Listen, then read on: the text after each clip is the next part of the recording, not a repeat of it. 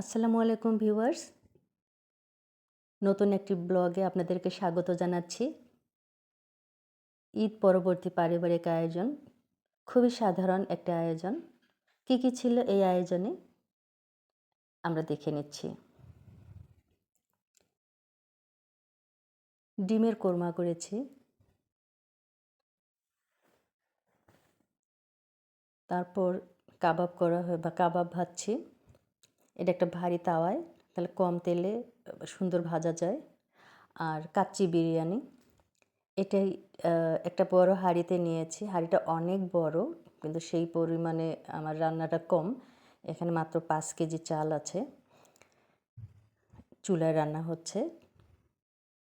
এখানে মাংস এবং বিরিয়ানির যে চালটা, লম্বা চাল এখানে নেওয়া হয়েছে।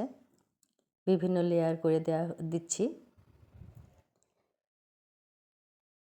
আমার সব উপকরণগুলো দেয়া শেষ। এখন ঢাকনা দিয়ে ঢেকে দিয়ে আটা গুলিয়ে আটার কিমা করে চতুর্পাশে এয়ারটাইট করে দেওয়া হচ্ছে, যাতে ভিতর থেকে কোনো ভাপগুলো বের হয়ে না যায়। পাশাপাশি এখানে শাহী লাচ্চা তৈরি করা হবে, তার ক্ষীর তৈরি করা হচ্ছে। এবং যে কাবাব ভাজা হচ্ছিল তার প্রিপারেশন ছিল। এখানে ৪ প্যাকেট লাচ্চা নিয়েছি। এটা ঘিয়ে ভাজা হচ্ছে। এটা খুব সুন্দর করে ভেজে নিতে হবে যাতে ক্রিসপি হয়। এখন বিভিন্ন স্টেপে এই লেয়ারগুলো দেওয়া হচ্ছে। প্রথমে লাচ্চা, তার উপরে ক্রিম, তারপর লাচ্চা, তারপর ক্রিম। এইভাবে আমরা ৪টা লেয়ার দিব আর কি। শেষে পেস্তা বাদাম থাকবে। এটা তৈরি হয়ে যাওয়ার পরে ফ্রিজে রেখে দিতে হবে। ২-৩ ঘন্টা রেখে দিলেই অনেক ভালো লাগবে। আমাদের বিরিয়ানি এরই মধ্যে রান্না হয়ে গেছে। খাওয়া-দাওয়ার আয়োজন শেষ। তারপর পরিষ্কার পরিচ্ছন্নতার পালা। এই তো হাঁড়িটা পরিষ্কার করছি। হাঁড়ি পরিষ্কার করা খুবই সহজ।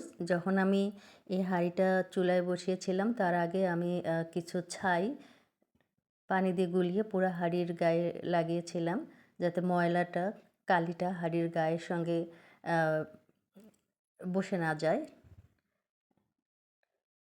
আমি যখন এগুলো ক্লিন করছিলাম তখন ৫টা, ৫:৩০ বাজে। ওয়েদারটা ভালো ছিল। এই যে আমার সব হাঁড়ি পাতিল পরিষ্কার করা শেষ। বিড়ালের প্লেট যা ছিল পরিষ্কার করেছি। তো ওয়েদারটা একটু মেঘলা ছিল, ঠান্ডা ছিল। ভালো থাকবেন সবাই। আল্লাহ হাফেজ।